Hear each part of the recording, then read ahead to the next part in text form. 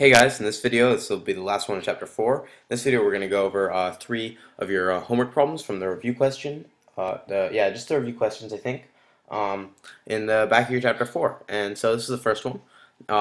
It's question 3, and it says, what is the effect of friction on a moving object? And now this one's pretty simple, and that's why I picked it, because I like to choose the simpler ones so I don't give too much away to you, because this is your homework and it's assigned by your teacher, so I don't want to take too much out of that, but this I will help you with. Friction we defined as a force. Friction we defined as a force between touching objects. Okay, touching objects. Okay, so it's like if I have a ball kind of rolling on the ground here, it's eventually going to stop because there's friction opposing it. There's friction between the ball and the ground, okay? And that's the force. So what is the effect of friction on a moving object? Well, friction opposes a moving object, slows it down, and eventually stops it, right? So you can put that or any variation of this answer, and it should be correct. So let's move on. Okay, now we're going to go to question 10, I believe, and I have it right here. Let me pull it up. And it says, I love this question actually. It says, does a liter of lead have the same volume as a liter of apple juice? Does it have the same mass? Well, what did we define as volume? Volume, how much something can hold. How much something can hold or contain. Can contain. I'm going to write contain. It's more formal and it's a little easier to understand. Can contain. Now what's mass? Mass. Quantity of matter. Quantity of matter in something, basically, in something. As crude as that is, in something. So let's look at this. Does a liter of lead have the same volume as a liter of apple juice? Well, if I have a liter bucket here, 1 liter, and I fill it with apple juice, if I fill it with apple juice looking substance, and then I have the same thing over here, 1 liter, and I fill it with molten lead, a liter of lead. Does it say molten? Yeah, it says molten lead in your book. I forgot to write molten, I'm sorry, which is kind of important, but then we fill it with molten lead here, okay?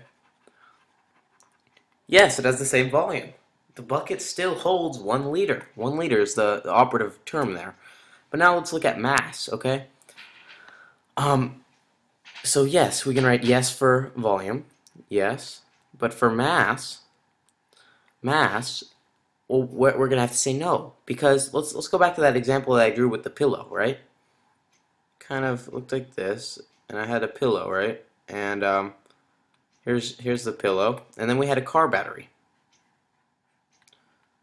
And we said, okay, well, the pillow clearly has a larger volume. It clearly can hold more things. If I were to take the pillowcase and fill it with water, it would hold more water than the battery would. But the battery is said to have more mass because it just contains it. The quantity of matter in something is larger. It has chemicals and metal in here, and it just overall it's more massive. The pillow, however, has a bunch of fluff and just feathers and nothing very massive, nothing with a lot of substance. And so no, we'd say even though this is smaller and holds less volume, this would have more mass. So now if we look back here, it really depends on the substance. It depends on either the apple juice or the molten lead. And I'm going to say no, right? It does not have the same mass. They don't have the same mass. And that's true. Okay. So now, moving on. Clear. And we'll go grab the last question. I believe the last question is 13. And, this one I just chose because it's very, very easy. But it's very important that you know this one, so that's another good reason to do it with you guys. So What's the weight of 2 kilograms of yogurt? Well, what did we define as weight last time? What do we use for our units for weight? Well, we don't really like to use pounds. That's not what we use in physics, okay? So what we use are newtons. Newtons. And we remember that newtons can also be force. Oops. My pen keeps doing that for some reason. I don't understand why. Let me just clear it real quick. Oh, sorry about this. Oof, this is weird. There we go. Newtons can also be a force, right?